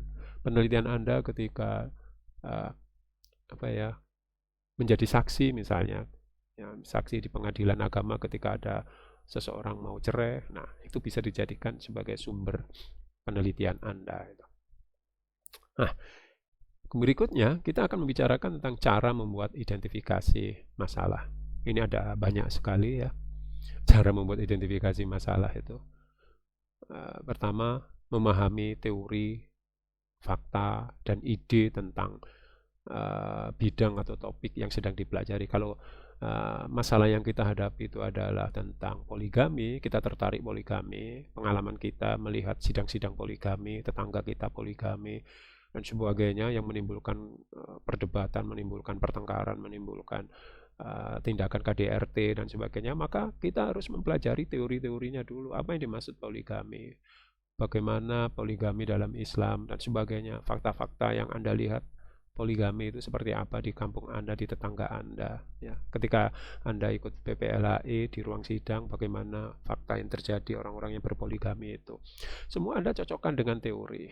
Dari situ kita bisa membuat identifikasi masalahnya. Apakah Anda mau meneliti tentang sebab-sebab seorang melakukan poligami, atau bagaimana bentuk-bentuk poligami yang dia lakukan, atau bagaimana pandangan persepsi para suami tentang poligami atau persepsi para istri tentang poligami, dan banyak hal ya, banyak hal yang bisa kita jadikan masalah, tentu dengan cara mengidentifikasi. Dan identifikasi itu bisa berhasil kalau kita sudah memahami teorinya, ya. Kalau tanpa teori kita nggak paham mau apanya yang mau diteliti, ya. Dari teori itulah kita nanti bisa mencari tentang masalah yang mau kita teliti itu. Yang kedua, peneliti harus mengetahui penelitian dalam bidang tersebut dengan cara mengulas literatur. Nah, buku-buku yang relevan, ya, buku-buku yang relevan dengan poligami itu apa? Jangan kita mencari masalah poligami dalam fikih mawaris misalnya lama, atau fikih munakahat secara umum. Buku-buku fikih munakahat, hukum perkawinan di Indonesia, wah, kelamaan. Ya, kita harus mencari buku-buku yang khusus berbicara tentang poligami, dan tentunya buku-buku yang terbaru, bukan buku lama. Ya, oleh karena itu, cara mempertajam kita terhadap masalah yang kita miliki, kita harus memperbanyak literasi. Literasi kita harus luas. Oke. Yang berikutnya yang paling penting untuk mendefinisikan masalah itu adalah menumbuhkan keingintahuan. Kalau kita nggak punya minat, kita nggak punya motivasi ke situ, jangan harap kita punya masalah. Atau masalah kita itu masalah yang benar atau tidak, tergantung dari apakah kita punya minat di situ. Lah, kalau kita tidak memiliki minat, tidak memiliki motivasi dalam bidang itu, ya kita akan kesulitan untuk bisa mendefinisikan atau mengidentifikasi masalahnya. Misal, kita itu tidak suka matematika, dan kita sudah mati-matian belajar matematika, tapi tetap tidak bisa juga. Pokoknya kita benci dengan matematika. Bahkan ketika SMA, ketemu guru matematika itu sudah panas dingin, gemetar. Tiba-tiba waktu S1, Anda meneliti tentang pembagian waris, perbandingan antara hukum Islam dengan hukum BW misalnya, atau hukum perdata Indonesia. Ketemu hitung-hitungan. Akhirnya Anda bingung. Loh, kenapa meneliti itu? Dikasih Pak, judulnya Pak, dikasih teman saya ini, seterusnya lah ya. Nah, karena Anda nggak punya minat dengan bidang itu, terpaksa karena waktu mepet ya, Anda mengajukan judul itu diterima di ACC, Pak Kaprodi. Anda nggak bisa menemukan identifikasi masalahnya, bingung. Namun kita nggak ada minat ke situ, nggak paham apa-apa. Karena nggak minat itu biasanya nggak paham, nggak punya pengetahuan secuil pun tentang hal itu. Namanya nggak minat. Kecuali kalau itu minat Anda, pasti banyak pengetahuan tentang itu. Misal, orang yang minat dengan K-pop, ya, Korea, tentang lagu-lagu Korea, maka pemahamannya, bahasanya, bahasa orang Korea, kebiasaan orang Korea, perilaku orang Korea, dan sebagainya, dia paham betul, dia tahu betul. Maka ketika ditanya tentang budaya Korea, dia bisa jawab. Karena memang dia tertarik. Beda dengan orang yang tidak tertarik. Disuruh cerita tentang Korea, ya nggak paham. Bingung, ya. Oleh karena itu, penting kita memiliki motivasi untuk bisa melakukan identifikasi. Oke. Yang berikutnya, kehidupan dan hubungan yang dibangun oleh peneliti harus terkait dengan kemajuan teknologi. Artinya peneliti harus melek perkembangan teknologi dan informasi. Sumber-sumber data penelitian kita itu jangan hanya berpegang pada kitab atau buku cetak, karya abad 2 Hijriah dan sebagainya. Tapi kita harus memperkaya diri dengan perkembangan teknologi. Sekarang penelitian-penelitian, jurnal-jurnal itu ada dalam bentuk e-book. Ya. Hampir semua penelitian perguruan tinggi sekarang sudah dalam bentuk e-book, sudah ditinggalkan era printout. Sedang Anda sibuk ke perpustakaan yang cetak. Waduh Pak, saya datang ke perpustakaan wilayah, ke perpustakaan daerah, perpustakaan nasional, perpustakaan kampus. Nggak ada Pak buku-buku tentang ini. Iya, karena Anda tidak mau mencarinya di e-book. Penelitian terbaru, jurnal-jurnal terbaru, lebih banyak yang menggunakan format e-book dalam bentuk PDF itu. Sehingga Anda harus mendownloadnya di sana. Ya, apalagi penelitian dari dunia internasional itu tersimpan di jurnal-jurnal internasional yang bereputasi, dan Anda bisa mengambilnya kalau Anda punya kemampuan teknologi, melek teknologi. Nah, kalau nggak bisa mengoperasikan internet, bisa mengoperasikan internet tapi hanya untuk lihat Facebook, untuk Instagram, TikTokan dan sebagainya, tapi tidak ramah atau tidak mahir di dalam mencari informasi tentang buku-buku, ya percuma juga ya. Oleh karena itu, untuk bisa mengidentifikasi masalah, maka kecanggihan teknologi kita, keterampilan kita dalam penguasaan teknologi itu sangat dibutuhkan. Oke. Ada workshop, ada pelatihan, ada seminar, webinar. Nah, tapi kita nggak punya kemampuan teknologi, punya HP bagus, tapi kita nggak pernah ikut seminar-seminar itu. Kenapa? Saya nggak tahu Pak, nggak bisa mengoperasikannya, nggak punya akun, cara bikin akun nggak bisa, dan seterusnya. Akhirnya kita nggak tahu, kita nggak bisa mendapatkan sumber tambahan untuk mengidentifikasi masalah, karena kelemahan kita di penguasaan teknologi itu. Oleh karena itu, membuat identifikasi masalah harus melek teknologi. Nah, di samping itu, seperti saya bilang tadi, kemampuan kita dalam mengakses jurnal, ya, jurnal penelitian dan buku-buku terbaru itu harus mumpuni. Kita harus punya kemampuan dalam mengakses jurnal ini. Kalau kita nggak tahu, Pak, kok berat sekali sih Pak, kok harus jurnal? Nah, tuntutannya memang sekarang begitu. Ya, dosen itu sekarang dituntut untuk membuat artikel di jurnal ilmiah. Kalau buku sudah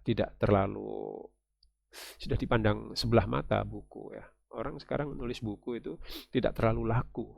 Mahasiswa sekarang orientasinya bukan ke toko buku, tapi orientasinya adalah jurnal-jurnal internasional, jurnal-jurnal yang bereputasi, yang terakreditasi ya.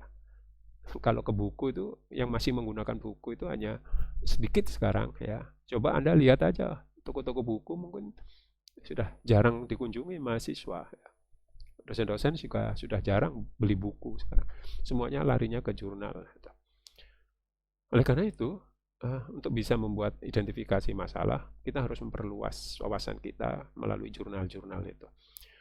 Kemudian berikutnya, peneliti dapat menyusun survei saran untuk penelitian lebih lanjut yang diberikan pada akhir laporan penelitian. Jadi kita harus melakukan survei, membaca survei, hasil survei orang lain misalnya ya, membaca survei, hasil survei atau membaca saran penelitian.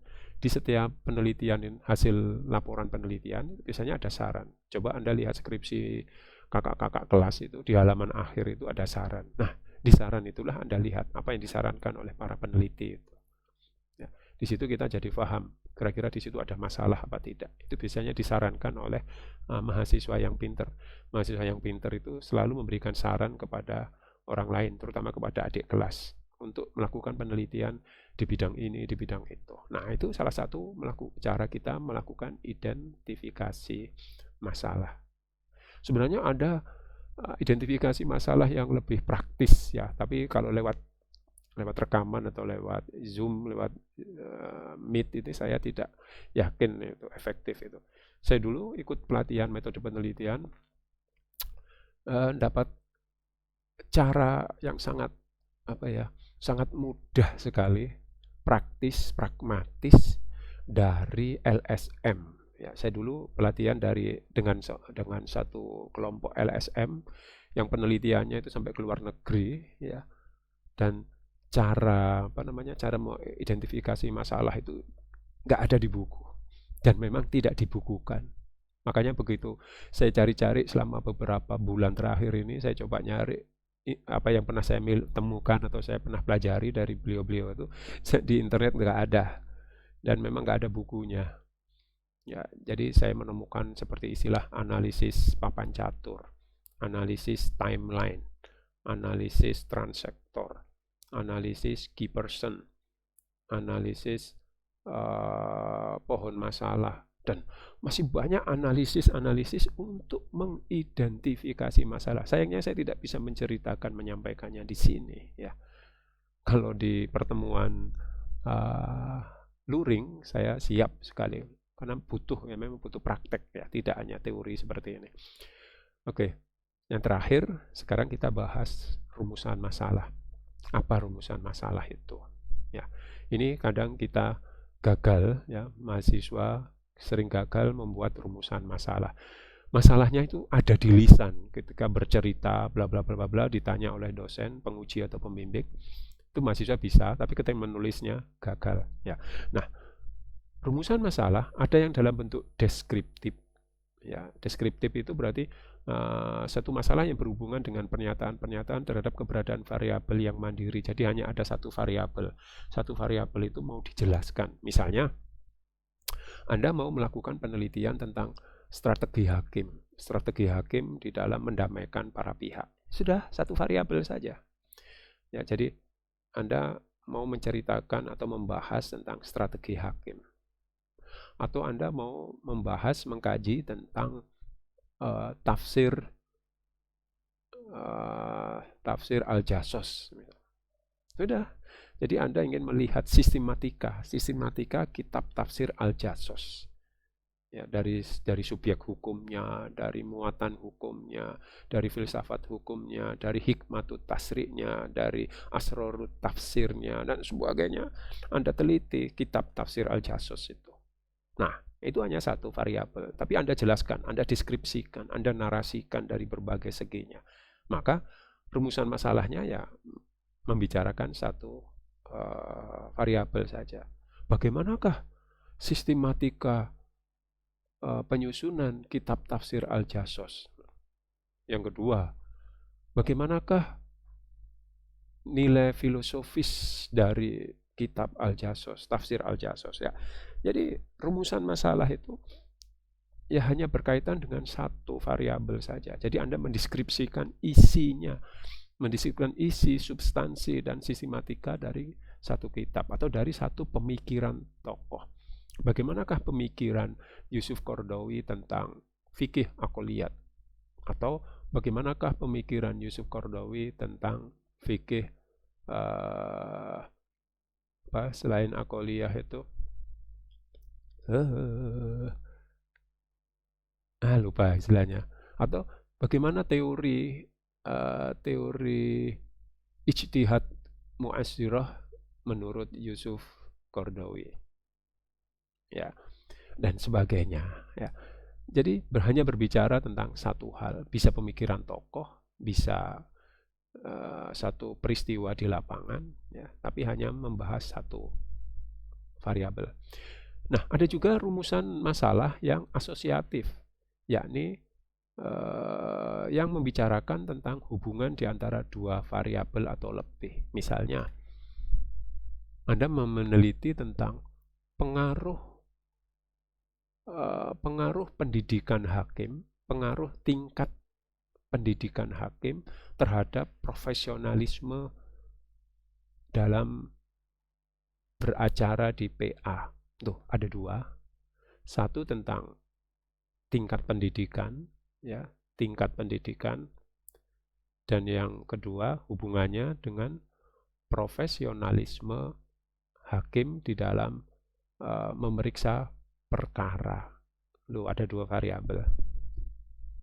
Ya. Jadi tingkat pendidikan hakim, apakah hakim yang S1 berbeda dengan hakim yang S2 dan berbeda lagi dengan hakim yang S3 ketika melakukan pemeriksaan perkara. Putusan-putusan hakim itu apakah dipengaruhi dengan tingkat pendidikan mereka ataukah tidak. Nah, itu berarti rumusan masalahnya adalah rumusan masalah yang asosiatif, menggambarkan adanya hubungan antara dua atau tiga variabel. Ya, bisa hubungan simetris, bisa hubungan penyebab, ya kayak tadi kausal, ya, yang tadi yang saya bilang apakah tingkat pendidikan itu berpengaruh, atau timbal balik, ya bebas, atau misalnya pengaruh hukum adat terhadap penyusunan atau pembentukan pasal 153 KHI misalnya gitu. Ada enggak pengaruh hukum adat terhadap penyusunan pasal-pasal, misalnya pasal 153. Saya enggak hafal memang pasal 153 itu apa. Taruhlah tentang kewarisan. Bagaimana sistem kewarisan yang dianut oleh KHI. Ya. Saya tidak bilang pasal 153 itu pasal tentang kewarisan, ya. Atau pasal 153-nya kita hapus. Pokoknya bunyinya adalah bagaimanakah pengaruh hukum adat terhadap penyusunan pasal kewarisan dalam KHI. Nah, itu berarti membicarakan tentang dua variabel, yakni hukum adat dan KHI. Oke. Nah, itu disebut asosiasi, ya.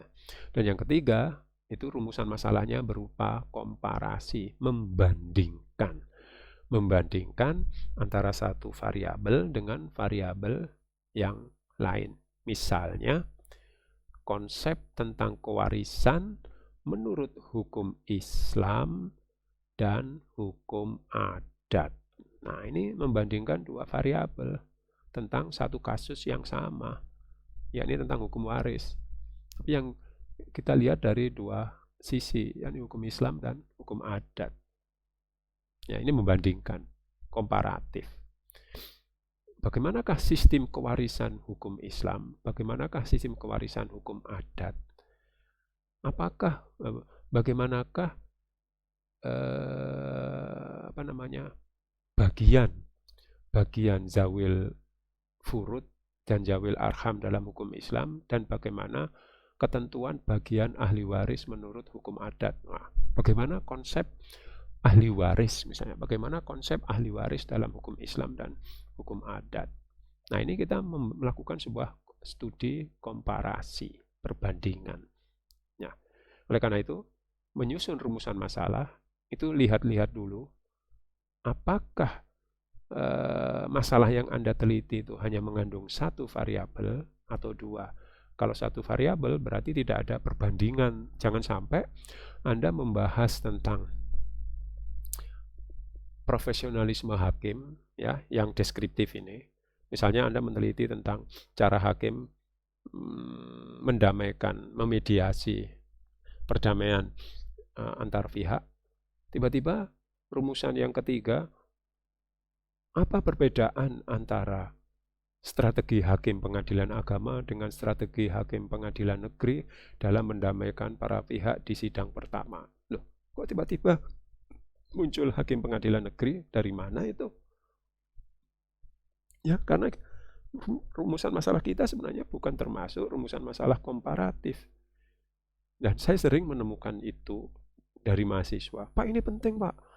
Jadi ini penting untuk membandingkan, untuk mengetahui di mana letak keunggulan undang hukum Islam dengan, iya betul, memang penting, semua hal penting. Tapi kita lihat dulu, ya masalah kita itu masalah yang masuk deskriptif, masuk asosiatif, atau masuk masalah komparatif. Jangan semuanya dianggap penting dimasukkan. Ya, oleh karena itu Anda hati-hati besok. Judul penelitian Anda mengandung satu variabel, dua variabel, atau bagaimana? Kalau dua variabel atau dua lebih, Anda larinya ke asosiatif atau komparatif. Ini harus hati-hati ya kita ya. Nanti kalau disalahkan bukan berarti dosennya memang nggak bisa disalahkan, ini dosennya memang banyak maunya. Bukan begitu, karena memang ada aturannya. Nah, ada yang asosiatif dan ada yang komparatif. Oke. Indikator rumusan masalah yang baik. Nah, kurang satu ini terakhir ya. Indikator rumusan masalah yang baik itu satu harus visible. Yakni masalah tersebut dapat dicarikan jawabannya melalui sumber yang jelas, tidak menghabiskan banyak biaya, tenaga, dan waktu. Jangan sampai seperti tadi meneliti tentang siksa kubur. Itu nggak bisa diukur, kita nggak bisa ketemu sumber yang jelas. Sumbernya dari mana? Siapa yang bisa memberikan kesaksian tentang siksa kubur? Itu Pak, orang-orang yang mati suri. Orang-orang yang mati suri itu benar-benar sudah di alam kubur atau masih di alam dunia?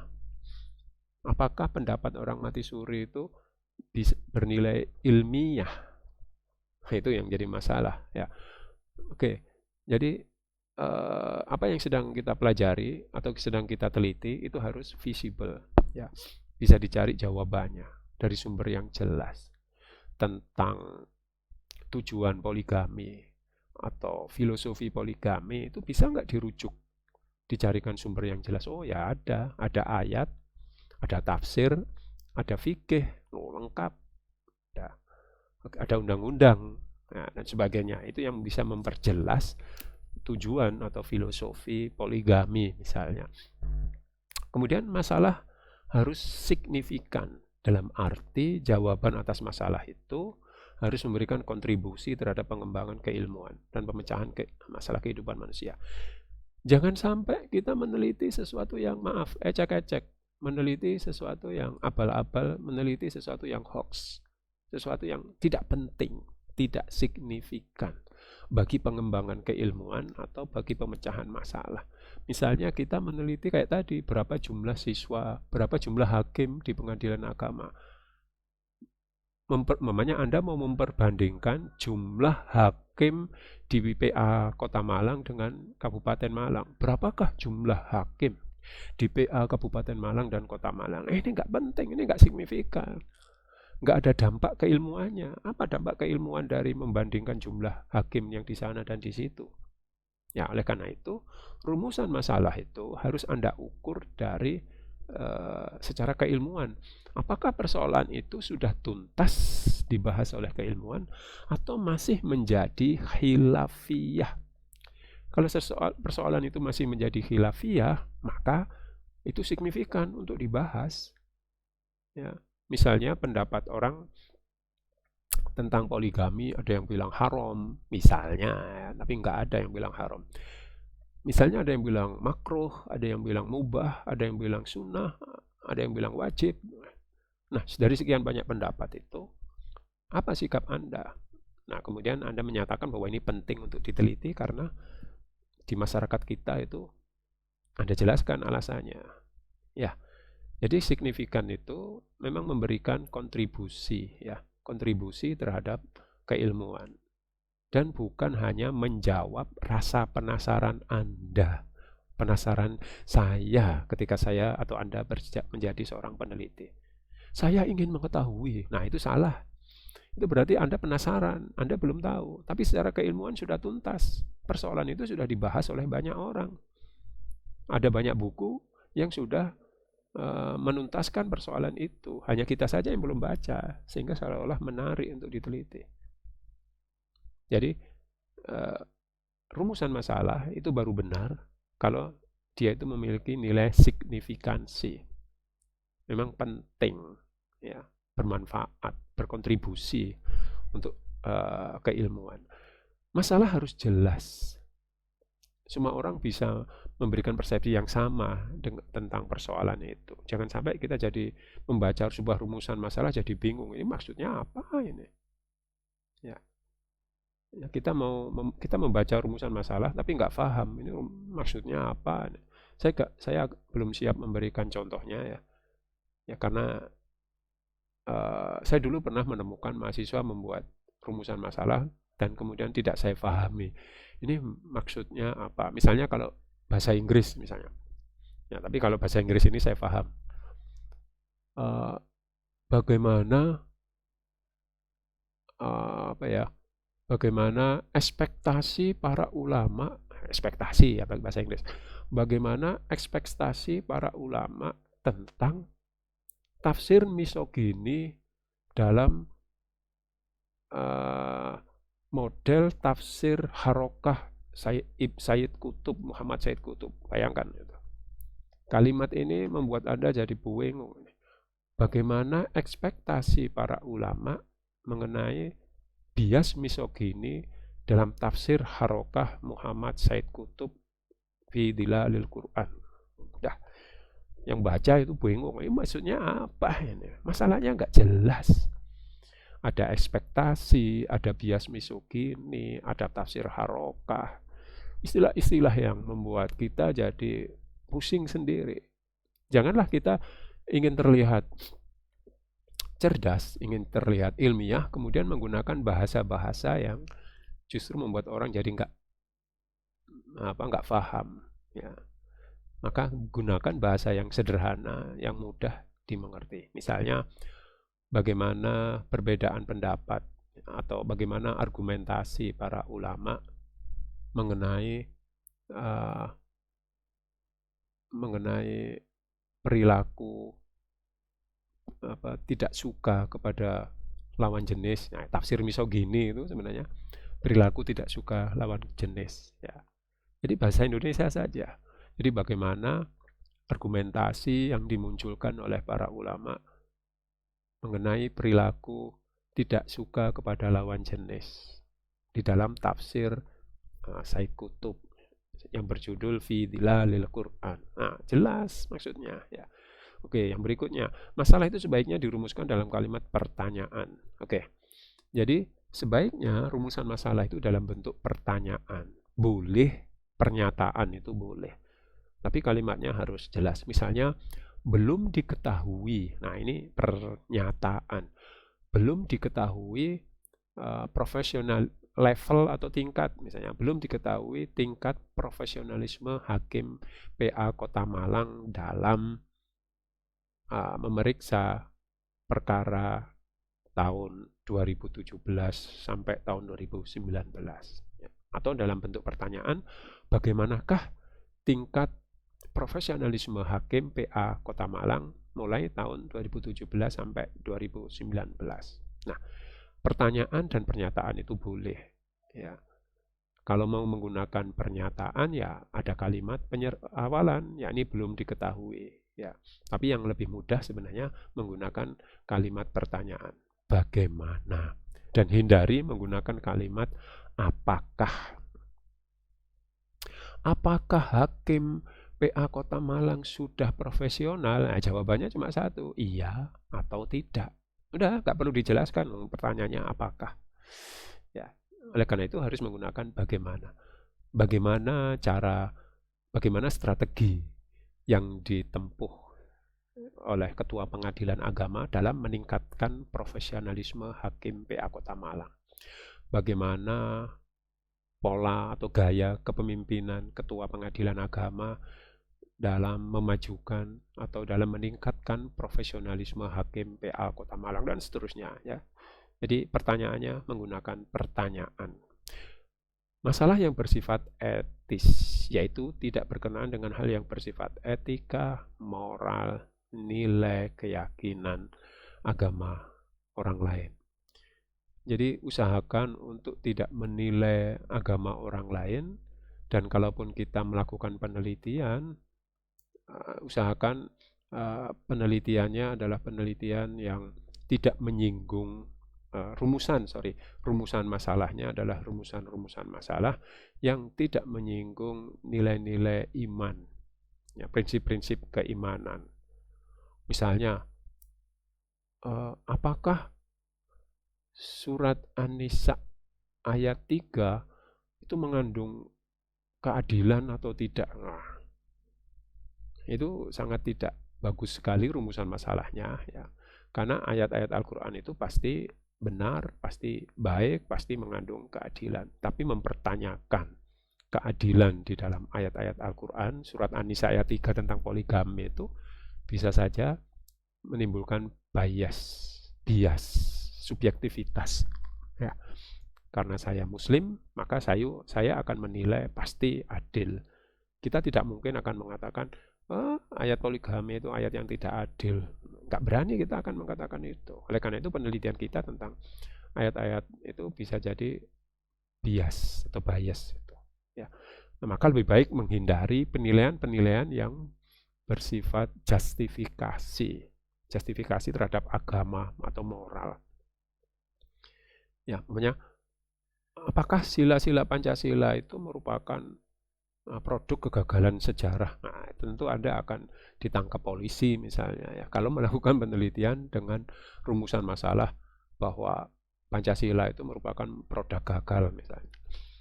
Ya, oleh karena itu usahakan penelitian kita tidak untuk menilai, tapi mencari akar seperti tadi, mencari akar permasalahannya tentang poligami. Bagaimanakah sejarah disyariatkannya poligami? Bagaimana sejarahnya? Berarti kita bicara asbabun nuzulnya.